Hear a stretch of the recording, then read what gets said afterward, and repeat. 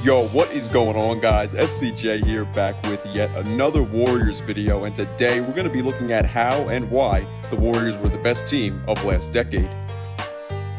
Like I said in my most recent KD video, my videos on the Warriors are two of my three most viewed videos ever, and the ones that I've gotten the best response on. They also have brought me the most subs because when I go to check the subs that I receive and look at their accounts to see if they're bots or if they're legitimate accounts, they have Warriors content on their channel or they're subscribed to the Warriors YouTube channel. So I figured, why not provide more content on what people want to see and the content that continues to help me grow my channel. So today, we're going to be talking about the Golden State Warriors dynasty and their incredible run last decade.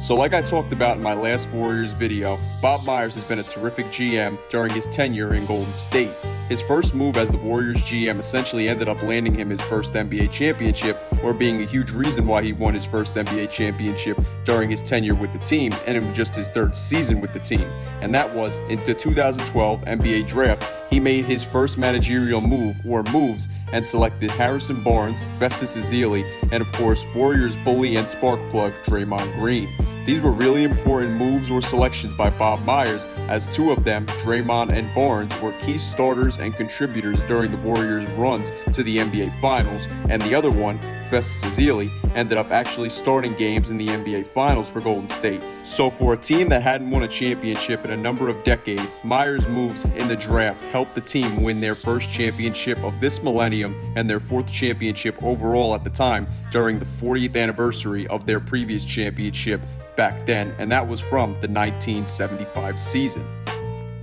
So, moving off of Bob Myers specifically, let's talk about the Warriors' homegrown talent. The Warriors' core group that they had, as well as the core group that they still have, are all homegrown talent. Steph Curry, Klay Thompson, and Draymond Green are their core group now, and if you consider Harrison Barnes as a core member or contributor in their 2015 championship run, then he is also one of the homegrown pieces that they had from 2012 to 2016. While Bob Myers didn't select Curry and Klay, their previous GM, Larry Riley's first move as Warriors GM or general manager, similar to Bob Myers' first move, was of course extremely important to the team's dynasty and probably the franchise's most important move of all time, and that was selecting Steph Curry with the 7th pick back in the 2009 NBA draft. The fact that the Warriors were able to draft the best backcourt of all time in Steph Curry and Klay Thompson speaks to how well they've scouted as well as developed the players that they've drafted, and they're one of less than a handful of championship teams or dynasties that we've seen in the last 20 years or maybe more who drafted and developed two stars,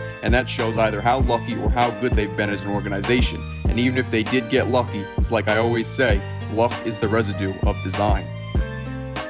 The next reason how and why they were so successful last decade, and most specifically from 2015 to 2019, was Bob Myers, or just the team's ability to sign and then use great veterans. Guys such as Leandro Barbosa, Maurice Spates, Sean Livingston, and of course Andre Iguodala and Andrew Bogut were all extremely important players in at least one of the Warriors' championship runs. Andre Iguodala even was the 2015 Finals MVP for how important he was when the team went to small ball after falling behind 2-1 to the Cavs in the 2015 Finals, and they put him in the starting lineup, as well as remove Andrew Bogut and put Draymond Green at center. They went undefeated in the 2015 Finals after inserting him into the starting lineup, as they went 3-0. They'd win Game 4 by 21 points, Game 5 by 13 points, and Game 6 by 8 points, thus making their average amount of points won by 14 per game during that 3-game stretch. I still believe Curry should have or could have been the Finals MVP that year, but that's another topic for another video, and if you guys want to see that, let me know and I'll make that. But nevertheless though, the fact that Bob Myers got the correct pieces and Coach Curry utilized them correctly shows just how good both are at their respective jobs and how successful the franchise was overall last decade. So next, we're going to talk about something kind of similar, just not solely about veterans, however, and that is the team's ability to acquire free agents, whether it be vets or players in their prime. One of the two examples I'm going to give occurred back in 2014. After having the second best season of his career and the best season of his career since suffering one of the most disgusting injuries of all time back with the Clippers in 2007, Shaun Livingston was a free agent, and the team who trusted him the previous summer to make him their sixth man, my favorite team, the Nets, were simply operating like quite possibly the worst organization of all time, and due to not having enough money for both Shaun Livingston and Paul Pierce, they let both walk in free agency, which led to the Warriors signing Shaun Livingston that summer. As a diehard lifelong Nets fan, losing Livingston and of course even Pierce really had me pissed, but hey, what could you do really as a fan at that point besides just stay loyal? In terms of Livingston, he was such a vital cog in the Warriors machine, as I mentioned before, and he even had a huge yet surprising performance in Game 1 of the 2016 NBA Finals when he came off the bench and dropped 20 points, 4 rebounds, and 3 assists, as well as 1 steal in 26 minutes in what ended up being a 15-point Warriors win. It simply was a perfect example of how important the Warriors bench was from 2014 to 2016, as Steph and Clay both had poor performances that night, scoring 20 points combined, while a 30-year-old vet who had dealt with a horrific injury years ago scored 20 points on his own. That's why he was such an important player on the Warriors roster. And secondly, the other free agency acquisition that we're going to talk about was, of course, their biggest free agent move in franchise history when they acquired Kevin Durant back in 2016.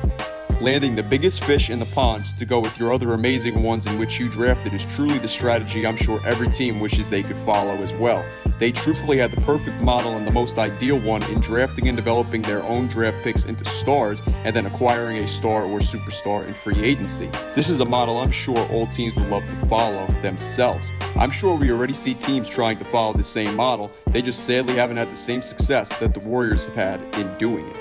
Lastly, we're going to end it off with the team's overall winning and dominance. The Warriors claimed 3 NBA championships from 2010 to 2019, making them the team to win the most championships in said time span. The team also had the third best winning percentage of the decade and the most playoff series wins of the decade, winning 19 of those playoff series. The reason they ended up having a top 3 regular season winning percentage was of course largely in part to the fact that they finished the 2015-16 season with the best regular season record of all time, going 73-9. In terms of playoff series wins, they probably should have had 21 last decade and should have ended with 5 championships instead of 3 because of the suspension of Draymond Green in Game 5 of the 2016 NBA Finals after hitting LeBron's groin in Game 4, and Andrew Bogut suffering an injury in Game 5 that kept him out for the rest of the 2016 Finals. This shifted the momentum of that final series and basically gave Cleveland the confidence that they were capable of winning that series even after getting beaten by double digits in the first 4 games and losing 2 of said games by over 40 points. And then shifting gears, we got to talk about, of course, the team's injury woes that they dealt with last year during the 2019 NBA Finals against the Raptors, losing both superstar Kevin Durant for the whole series, aside from 11 minutes in Game 5, and losing Klay Thompson in a very close and important Game 6 at home, in which the Raptors ended up winning and becoming the 2019 NBA champs. But as they say, coulda, shoulda, woulda, and it never happened, so there's no need for them to complain about it. Nevertheless, though, I'm sure everyone here can agree with what I just said, and if the things that I just mentioned never happened, that the Warriors would have had 5 straight NBA championships. Even with that said, they still made history on multiple occasions during that 4-year stretch and solidified themselves as the best team of the 2010s decade. So yeah guys, those are some of the reasons how and why the Golden State Warriors were the best team or franchise of last decade. It's incredible to see and look at some of their numbers or stats and how dominant they were for the entire decade, despite their dynasty only lasting the second half of the decade. Don't get me wrong, they were still a damn good team and a very entertaining team to watch in the first few years of the decade. I actually loved watching their second round series between them and the Spurs back in the 2013 playoffs among some of their other playoff runs. But only winning 59 games from 2010 to 2012 pretty much shows you how bad they really were at the start of the decade, especially compared to the end of the decade, and that simply solidifies that the Warriors really had one of the best turnarounds in NBA history. Anyway guys, if you like this video, then give it a like. If you want to see more NBA videos and content as well as breakdowns like this one, hit the subscribe button, and I'm SCJ, and I am out. Peace.